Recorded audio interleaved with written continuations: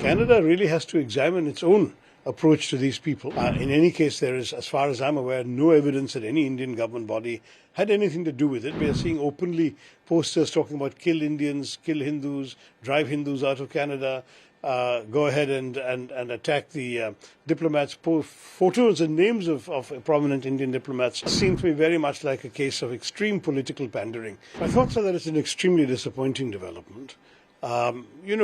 Many Indians have been seething with frustration at the way in which people who are,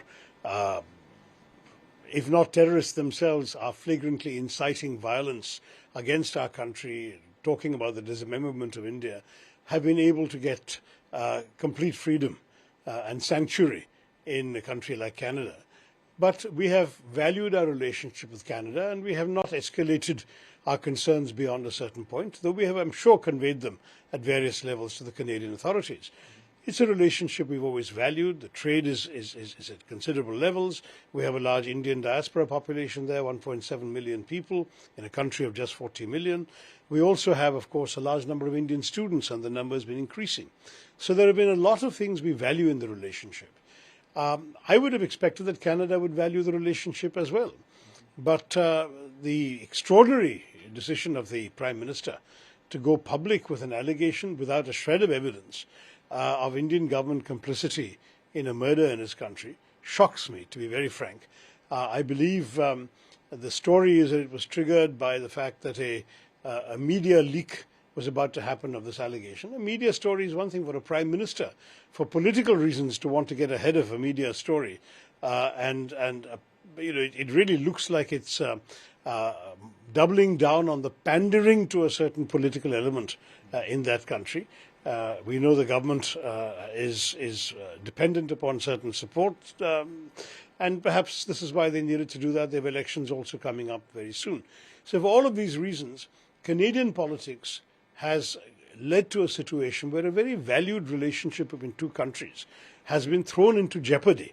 And I am really surprised the Canadians would do that. And our consulate is working there. We have said that if they face any problem, they can contact our consulate. There is an advisory which has also been issued. Looking at the way the diplomats were fired, right from if you say in Canada, and now one diplomat was also expelled from in New Delhi as well. How do you look at this balance which is going on? Because there is a classic case of tit for tat going on. Mm-hmm. So the Canadians expel an Indian diplomat, Indians expel a Canadian diplomat, Canada does something else, India does something else in return. Today India has initiated some action. I don't know how that's going to be responded to on that side. It's most unfortunate. I really believe that we must arrest this deterioration in the relationship. Obviously, when there is any concern of this nature, the responsible thing to do would have been to come and have strong, closed-door conversations in India with the Indian authorities, but never to take it to a point where publicly you are throwing an entire relationship into such disarray. I think that's for the Canadians to explain, because honestly, there has been a lot of frustration, as I mentioned earlier, from our side, because we know that these are not just airy-fairy rhetoricians. These are people who have actually wielded weapons, who have been complicit in mass murder and mass mayhem. And therefore, they're not just an ordinary situation. You must understand that in the old days, emigration meant people went to another country and assimilated there, got involved in that country's politics. Mm-hmm. We are now seeing a new phenomenon where immigrants to Canada have become Canadian citizens, but are not doing anything in Canadian politics. They're focusing on how to actually do damage to their country of origin. To my mind, that is a very dangerous development. And Canada really has to examine its own approach to these people. It's all very well to claim outrage that a citizen has been killed in Canada.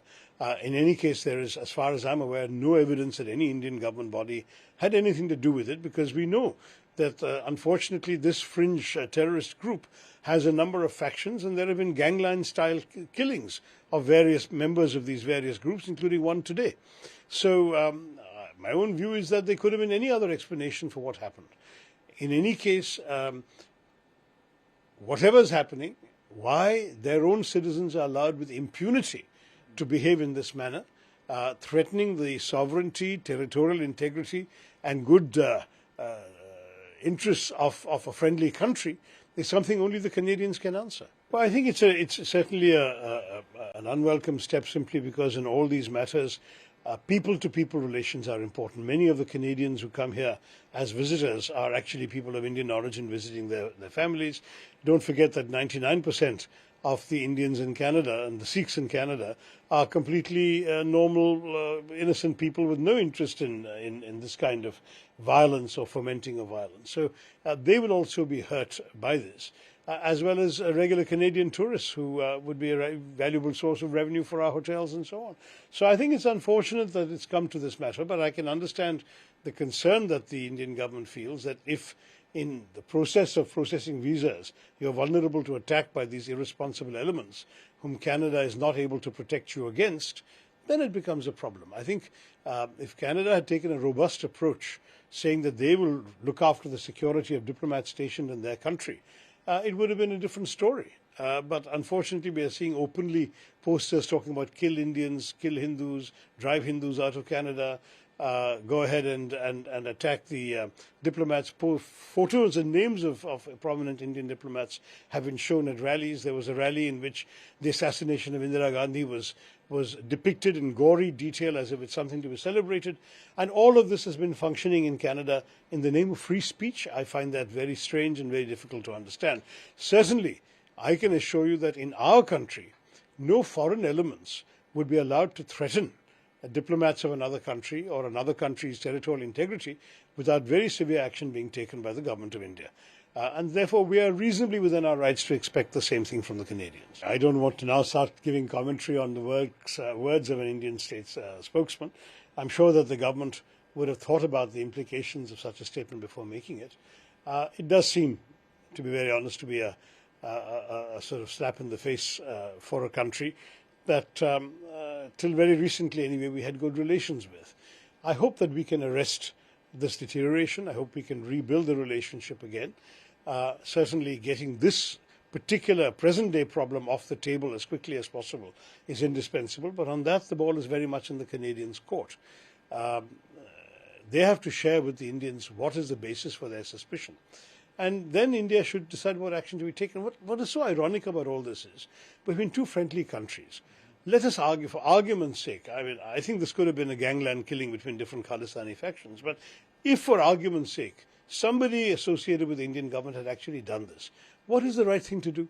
The right thing to do would be for the Canadians to meet with the Indians behind closed doors, say this is the evidence we've got, one of your chaps or an agent or whatever it is that was involved, and it's a terrible thing you've done because you've really infringed on our sovereignty. This is not acceptable to us in future.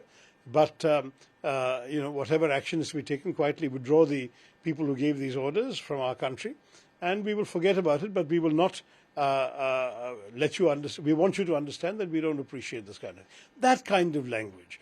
I mean, frankly, these things happen between countries, I'm sure. And from my experience, you can deliver tough messages in private, but the moment you go public, you create a situation that inevitably will provoke a backlash. And I'm really surprised that a government would do a thing like this. A prime minister, no less, would do a thing like this.